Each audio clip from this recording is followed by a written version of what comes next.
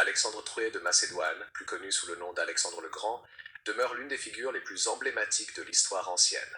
Né en 356 à Vingecé à Pella, capitale de la Macédoine, il était le fils du roi Philippe II, un souverain ambitieux qui avait unifié les cités grecques sous la domination macédonienne.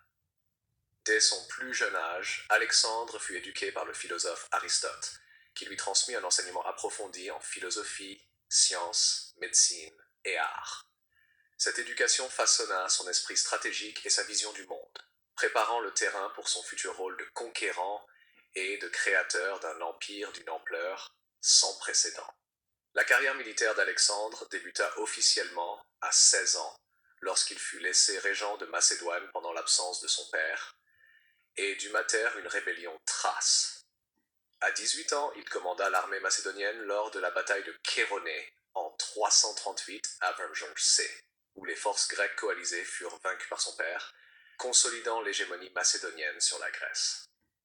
À la mort de Philippe II en 336 à Vingecé, Alexandre monta sur le trône et hérita d'un royaume puissant mais fragile, menacé par des révoltes internes et la défiance des cités grecques. Il prit rapidement des mesures décisives pour sécuriser son pouvoir, réprimant les rébellions et affirmant son autorité sur les territoires grecs. L'ambition d'Alexandre ne se limitait pas à la Grèce. Inspiré par les récits d'Homère et son éducation aristotélicienne, il aspirait à l'expansion universelle et à l'unification des peuples sous un empire multiculturel. Son objectif principal devint la conquête de l'empire perse, alors le plus vaste et le plus prospère du monde antique. En 334 à Vingecé, Alexandre franchit l'Hellespont avec une armée de 35 000 hommes, initiant une campagne militaire qui allait transformer le monde méditerranéen et proche-oriental. La bataille du Granique, la première grande confrontation avec les Perses, vit Alexandre triompher grâce à une combinaison de tactiques audacieuses et de discipline militaire. Suivirent les batailles emblématiques d'Issos 333 à Vingecé et de Gaugamels 331 à Vingecé, où il infligea des défaites décisives à Darius III, roi de Perse. Ces victoires ne furent pas uniquement militaires. Elles marquèrent le début d'une fusion culturelle entre les Grecs et les peuples conquis. Alexandre encouragea le mariage entre ses officiers et des femmes perses, adopta certaines coutumes orientales et fonda de nouvelles villes, parmi lesquelles Alexandrie en Égypte, qui devint un centre majeur de commerce et de culture. La stratégie d'Alexandre se distinguait par sa capacité à intégrer les structures administratives locales dans son empire. Plutôt que de tout imposer par la force, il s'appuya sur les élites locales et maintint certaines traditions existantes, facilitant ainsi la gouvernance d'un territoire immense qui s'étendait de la Grèce à l'Indus. Cette approche favorisa l'émergence de ce que l'on appellera plus tard la période hellénistique, caractérisée par la diffusion de la culture grecque à travers le Moyen-Orient et l'Asie, et par un métissage culturel inédit dans l'histoire antique. L'empire d'Alexandre, cependant, était profondément dépendant de sa personne. Sa mort prématurée en 323 à Vingecé, à Babylone, à l'âge de 32 ans, laissa un vide politique immense. N'ayant désigné aucun successeur clair, il déclencha une série de conflits, connus sous le nom de guerre des Diadoques, au cours desquels ses généraux se disputèrent le contrôle des différentes régions de l'Empire. Ces luttes aboutirent à la division du territoire en plusieurs royaumes hellénistiques, la Macédoine et la Grèce, sous Antigone et ses descendants, l'Égypte, sous la dynastie des Ptolémées, la Syrie et la Mésopotamie, sous les Séleucides, et des régions d'Asie centrale, sous d'autres souverains locaux. Cette fragmentation, loin d'abolir l'héritage d'Alexandre, permit au contraire la diffusion durable de la culture grecque à travers un espace géographique vaste.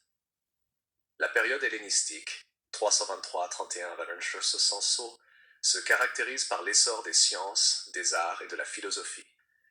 Alexandrie, en particulier, devint un centre intellectuel majeur grâce à sa célèbre bibliothèque et à son musée, attirant des savants de tout le bassin méditerranéen. La science progressa dans des domaines tels que l'astronomie, la médecine et la géométrie, avec des figures comme Euclide et Archimède. En philosophie, les écoles stoïciennes et épicuriennes prospérèrent, offrant de nouvelles approches de la morale et de la vie humaine. Les arts, quant à eux, connurent un style plus réaliste et expressif. avec des sculptures et des peintures qui représentaient des émotions complexes et des figures dynamiques, contrastant avec la rigidité des modèles classiques grecs. L'héritage d'Alexandre ne se limitait pas à la culture. La circulation des biens, des idées et des techniques entre l'Orient et l'Occident s'intensifia, jetant les bases d'un véritable échange cosmopolite. Les routes commerciales se développèrent, reliant l'Inde à l'Égypte et à la Méditerranée, favorisant la diffusion des produits exotiques, des connaissances scientifiques et des croyances religieuses. L'hybridation culturelle, visible dans l'architecture, la monnaie et la religion, transforma profondément les sociétés locales, tout en renforçant le prestige de la culture grecque dans ces régions. Sur le plan militaire, l'héritage d'Alexandre inspira les générations suivantes. Ses tactiques, son utilisation de la phalange macédonienne, combinée à la cavalerie lourde, et sa capacité à exploiter le terrain et le moral des troupes, furent étudiées et reproduites par les commandants romains et médiévaux. La notion d'empire universel incarnée par Alexandre influença non seulement les royaumes hellénistiques, mais également les conquérants futurs tels que Jules César et Napoléon Bonaparte. Cependant, l'empire hellénistique n'était pas exempt de tensions. Les rivalités dynastiques, les révoltes locales et les invasions extérieures mettaient constamment à l'épreuve la stabilité politique. De plus, la fusion des cultures, bien que créative, pouvait engendrer des conflits identitaires et religieux. Néanmoins, ces défis ne diminuèrent pas l'impact durable de cette période, qui marqua un tournant dans l'histoire en favorisant une vision du monde plus globale et interculturelle. En conclusion, Alexandre le Grand ne fut pas seulement un conquérant militaire d'exception, mais aussi un vecteur de transformation culturelle et politique. Son empire, bien que éphémère dans sa forme unifiée, donna naissance à la période hellénistique qui redessina le paysage culturel et scientifique de l'Antiquité. À travers ses conquêtes et la diffusion de la culture grecque, il favorisa un métissage entre Orient et Occident, jetant les bases d'un échange universel qui allait influencer le monde pendant plusieurs siècles. L'héritage d'Alexandre, tant sur le plan militaire que culturel, demeure un témoignage de la puissance d'une vision audacieuse et de la capacité d'un individu à transformer l'histoire.